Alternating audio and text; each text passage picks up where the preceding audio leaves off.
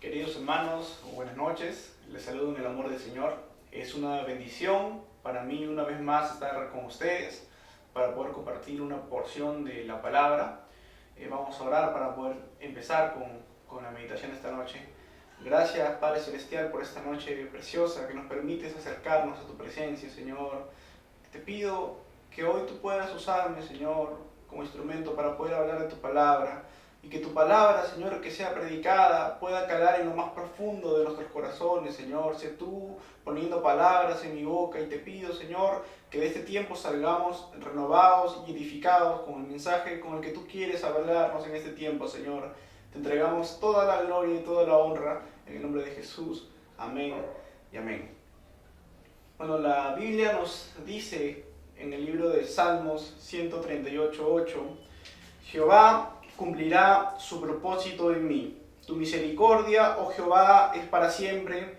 No desampares la obra de tus manos. Quiero enfocarme en este tiempo en la parte que dice Jehová cumplirá su propósito en mí. Muchos de nosotros tenemos más tiempo en casa ahora por la situación que está ocurriendo. Y quizás yo pensaba antes de poder elegir el mensaje, ¿no? y qué compartir con ustedes. Y decía, muchos nos sentimos así, nos sentimos frustrados porque no salimos, estamos encerrados, los planes y proyecciones que teníamos se han perdido. Y ya muchos de nuestros planes se han quedado totalmente apagados. Nos sentimos mal y decimos, pero el Señor me ha dado promesas, yo tengo promesas, el Señor me ha prometido restaurar mi matrimonio, a mis hijos, o levantarme en el ministerio, en el pastorado, en lo que estoy yo trabajando en la iglesia. Y quizás sentimos que este tiempo encerrados es como un año perdido y esto es un obstáculo y decimos que nos sentimos atrapados a no llegar a cumplir ese propósito por el tiempo que ha pasado. Decimos quizás en nuestro corazón que por todo este tiempo ya quizás nuestro propósito, la promesa de Dios se ha quedado apartada, que Dios se olvidó de nosotros y que nos quedamos a medio camino con los planes que teníamos. Y yo quiero en esta noche tocar un caso muy particular. Quiero que recordemos un poco la historia de José.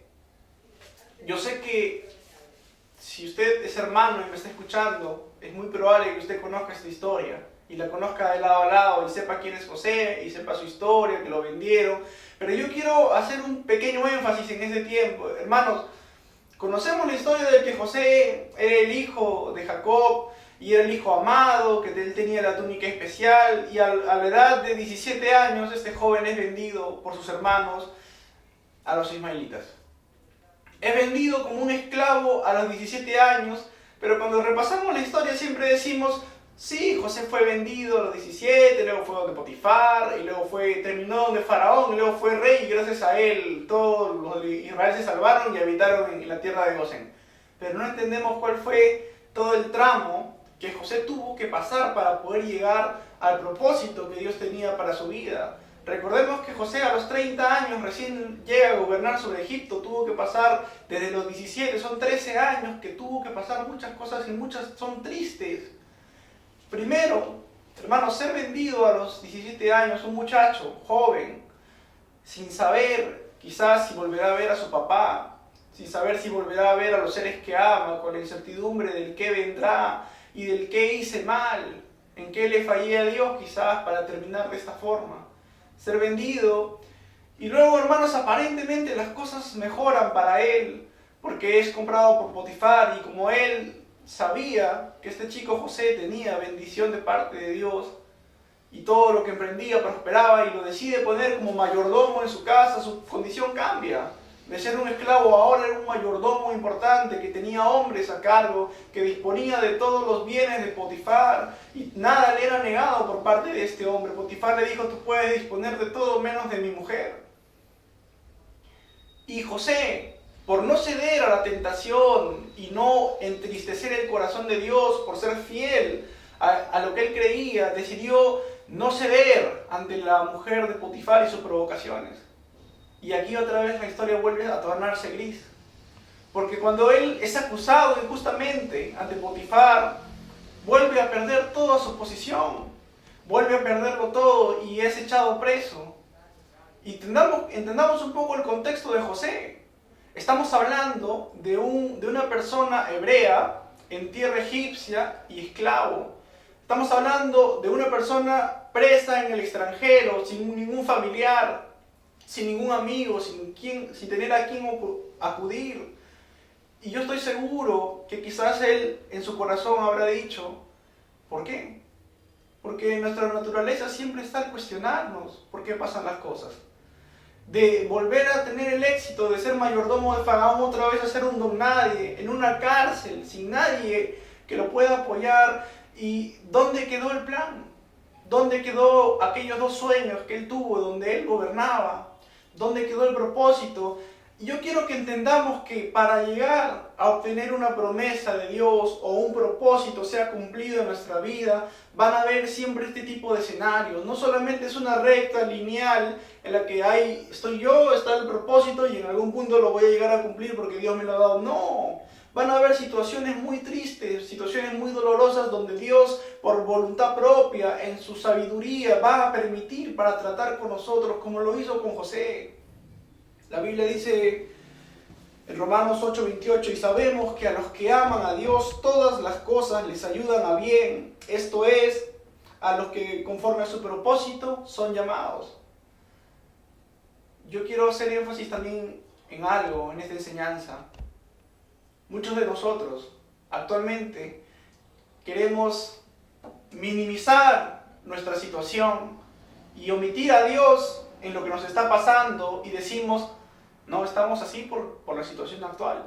Estamos así porque evidentemente la economía se ha visto afectada a nivel global, a nivel nacional, la economía está decreciendo por el tema de la pandemia, porque ha incrementado la tasa de desempleo y yo no tengo trabajo y yo estoy así simplemente por la llegada del COVID. Y queremos justificar quizás que nuestra realidad se debe a simplemente una pandemia que ha tenido impacto mundial, cuando no es así, hermanos. Dios es un Dios personal y dice todas las cosas obran para los que le aman.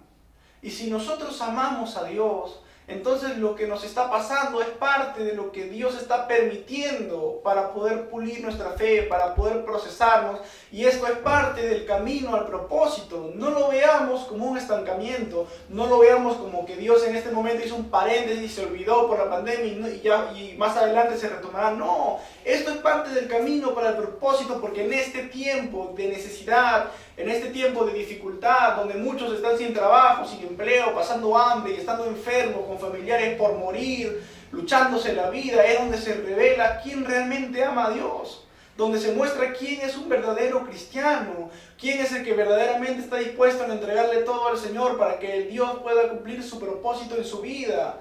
Y también se purga quiénes son los que eran de aquellos que abarrotan la iglesia un domingo para calentar una banca y sin aspirar a nada, y solo llenarnos la boca y decirnos que aspiramos y que hay propósito cuando en realidad no vamos a llegar a nada. Este es el tiempo donde Dios está probando nuestra fe, hermanos. No contextualicemos que lo que nos está pasando es parte de lo que afecta a todos. No, Dios es un Dios personal y lo que le pasa está siendo permitido directamente por Dios. La Biblia dice en Santiago 1:2, hermanos míos, tened por sumo gozo cuando os halléis en diversas pruebas, sabiendo que la prueba de vuestra fe produce paciencia, mas tenga la paciencia su obra completa, para que seáis perfectos y cabales, sin que os falte cosa alguna. Santiago lo que diría actualmente es, si estás desempleado, gózate. Si no tienes para pagar quizás tu luz, gózate. Si no tienes para comer el día de mañana, gózate. Eso es lo que dice. Tened por sumo gozo. Y luego dice, cuando os halléis en diversas pruebas. No es que el escenario de un creyente es solamente una prueba y luego la bendición. Los apóstoles y todo el Nuevo Testamento está plagado de todos los ejemplos que nos dicen que son muchas las pruebas que pasaron los hombres de Dios. Vivían prueba tras prueba, cárceles, azotes, golpes, y muchos murieron de forma horrenda, pero era parte del proceso que tenían que pasar. No es solamente el cristianismo que me convierto, busco a Dios, recibo un propósito, una prueba y ya está, ya es mío, ya tengo la bendición. No, diversas pruebas. Tenemos que interiorizar que a lo largo de nuestra vida vamos a vivir muchas pruebas, que al igual que a José, vamos a tener altas y bajas que son permitidas por Dios para probar nuestra fe, para procesarnos, y tenemos que aceptarlo. No tenemos que buscar orientar lo que nos está pasando a una crisis económica, no tenemos que buscar orientar nuestra situación personal con algo que vive todo el Perú. Pensemos más cómo Dios piensa con respecto a lo que está haciendo en nuestras vidas. Santiago 1:12, bienaventurado el varón que soporta la tentación, porque cuando haya resistido la prueba, recibirá la corona de vida que Dios nos ha prometido. Bienaventurado significa feliz, el que puede pasar lo que en este momento está viviendo. Porque aquí, hermanos, es donde tenemos que tomar valentía y tomar fuerzas en Dios para poder seguir avanzando y para no decaer y para que el adversario no nos robe el gozo ni la bendición. Por eso dice 1 Corintios 10:13, no os ha sobrevenido ninguna tentación que no sea humana, pero fiel es Dios, que no os dejará ser tentados más de lo que podéis resistir, sino que dará también juntamente con la tentación la salida para que podáis soportar. Hermano, Dios no te va a mandar, no le va a mandar algo que usted no pueda resistir, no le va a mandar algo que usted no pueda atravesar. Si usted se encuentra en la situación en la que se encuentra en este preciso momento, quizás usted que me está escuchando se encuentra desempleado, su negocio va mal, su empresa va mal, su tienda no vende, quizás tuvo que despedir a sus empleados porque no tenía para pagarles, o su matrimonio se está destruyendo. Lo que está pasando, hermanos, es parte de lo que usted puede resistir. Dios conoce nuestros límites. Dios sabe hasta dónde puede meter la punzada para hacernos crecer en fe. Entonces no cuestionemos, porque muchas veces lo que pasa con el cristiano y con muchos de nosotros es que al final, cuando Dios nos quiere probar, el propósito de la prueba, hermanos, es que nuestra fe pueda crecer, que podamos ser más dependientes de Dios y podamos creer más en Él, para que poco a poco ya nada nos pueda hacer dudar de su poder. Que podamos crecer en fe cada peldaño, prueba tras prueba, peldaño tras peldaño, escalando en fe. Pero muchas veces es contraproducente, porque cuando Dios nos prueba con el fin de hacernos crecer y de alcanzar cosas más grandes, lo primero que hacemos es renegar, lo primero que hacemos es dudar y decir, ¿por qué estoy así? Así como José, ¿por qué estoy preso? ¿Por qué he sido vendido? ¿En qué he fallado? ¿Qué he hecho mal? Y nosotros también decimos, ¿por qué Dios me despidieron del trabajo? ¿Por qué no tengo para pagar el colegio de mis hijos? ¿Por qué no tengo para pagar la universidad? ¿Por qué no tengo para pagar la luz? ¿Por qué mi hermano, mi hijo se está muriendo en un hospital? Y a todo le ponemos ¿por qué? Hermano, la respuesta es simple, como leí anteriormente. A los que aman a Dios todo les obra para bien. Entonces, si nosotros realmente pertenecemos al grupo que de verdad ama a Dios, no hay de qué preocuparse. Si pertenecemos a ese grupo que realmente ama a Dios, entonces, hermanos, no es tiempo de cuestionar, no es tiempo de refutar, porque al refutar nos molestamos con Dios. Nos hacemos nosotros tan egocéntricos que al final le damos la espalda a Dios porque no nos fueron las cosas bien y creemos que es porque hemos hecho algo mal y no nos damos cuenta que Dios en realidad no lo vemos como una bendición, porque esto nos va a permitir escalar en fe. Y hermanos, así como hay tiempos de prueba, Dios también sabe dar tiempos de refrigerio, pero cuando estamos en el tiempo de prueba es donde ahí renegamos y por eso perdemos la bendición. Yo le pregunto, ¿quién falla? ¿Dios o nosotros? Dios cumple su parte de mandarnos la prueba, porque sin la prueba no podríamos crecer en fe, y si no creciéramos en fe, ¿cómo podríamos llegar a la promesa o al propósito de Dios? Dios cumple su parte, y cuando a nosotros llega la prueba, es cuando nosotros nos equivocamos y renegamos y altercamos y dejamos todo de lado y no queremos saber de Dios. Y luego cuando pasan los años y pasan los días y envejecemos y decimos, Dios me prometió un ministerio, ¿por qué no estoy predicando en los estadios con los que soñé? ¿Por qué no estoy predicando esos millares de almas con los que soñé? ¿Por qué Dios no ha restaurado mi familia? ¿Por qué Dios no me ha sanado de esta enfermedad? Y creemos que Dios es malo y le echamos la culpa de lo que nos pasa, cuando en realidad Dios siempre quiso hacer su obra. Pero fuimos nosotros los que dimos la espalda. No espere que pase el tiempo para darse cuenta de su error. No espere que los años le cobren factura para recién darse cuenta que usted no alcanzó la promesa o no llegó a cumplir el propósito de Dios en su vida, porque nosotros fuimos el mismo estorbo para que Dios no lo cumpla. No esperemos, hermano. La Biblia dice en Romanos 12:12, gozosos en la esperanza, sufridos en la tribulación, constantes en la oración. Hermano, los apóstoles, como Pablo, preso y abarrotado, cantando al Señor en la mitad de la noche, gozándose. Nosotros en este momento, yo sé que muchos cristianos ya dejaron de orar. Si era difícil cuando congregábamos, ahora que muchos no podemos congregar, muchos del pueblo de Dios se han enfriado. Muchos hemos dejado de orar, de buscar a Dios, y esta constancia en la oración la hemos perdido. Y ese es un factor por el cual vivimos desanimados, vivimos desalentados.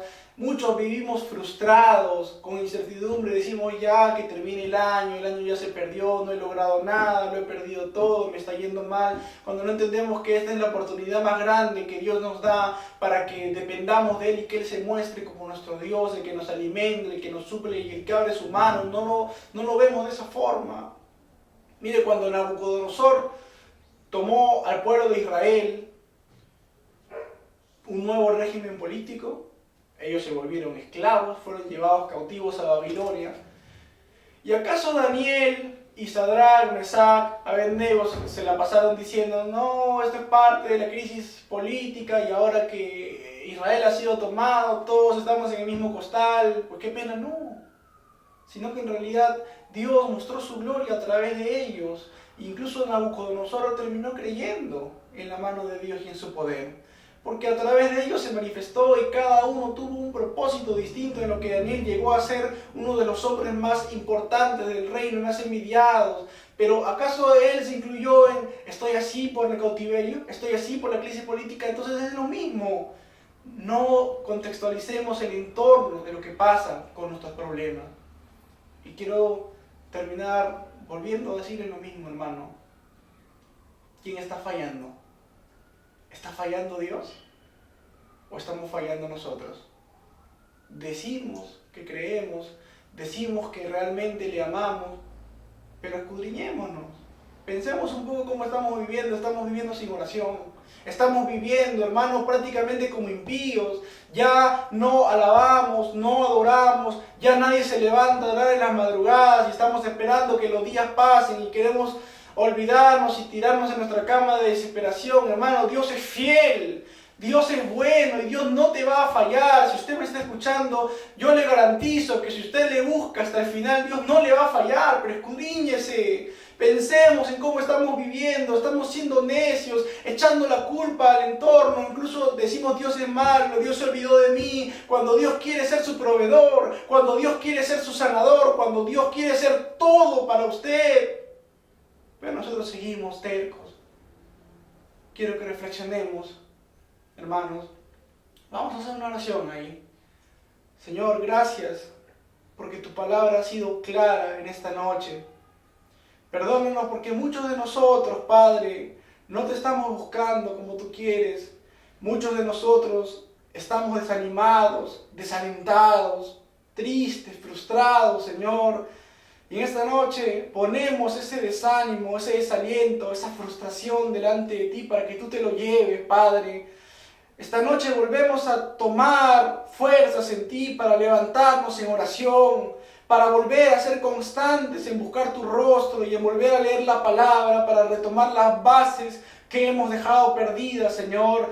Sé tú fortaleciendo a mis hermanos que están pasando momentos difíciles, que no perdamos la fe, que no perdamos el gozo ni la esperanza, Señor, sino sé tú mostrándonos tu gloria, Padre. Y gracias por habernos hablado en esta noche, Señor. Recibe toda la gloria y toda la honra en el nombre de Jesús. Amén. Y que el Señor les bendiga, hermanos.